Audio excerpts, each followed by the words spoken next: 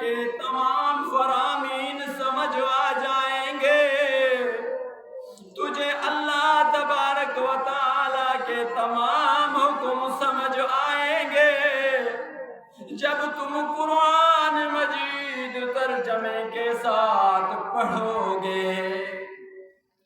اور ہاں، کچھ لوگ کہتے ہیں کہ قرآن تم ترجمہ میں نہ پڑھو، گمراہ ہو جاؤ گے۔ او میرے پیارے بھائی، او میرے پیارے لاڈلے شہزادے، یہ آپ کا غلط سوچ ہے۔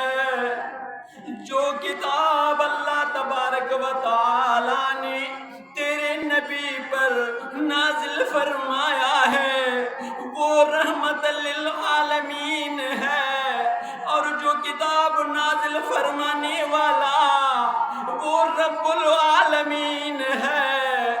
جس رب نے تجھے پیدا کیا، اس رب نے تجھے زندگی گزارنے کے لیے قرآن کی صورت میں اپنی حکم فرمان دیا تاکہ ان کو پڑھ لے، ان کو سمجھ لے، ان کے مطابق زندگی گزار لے، تاکہ میں رب بھی تجھ پر راضی ہو جاؤں۔ میرا حبیب رحمت للعالمین صلی اللہ علیہ وسلم بھی آپ کے شفاعت فرمائیں گے اللہ،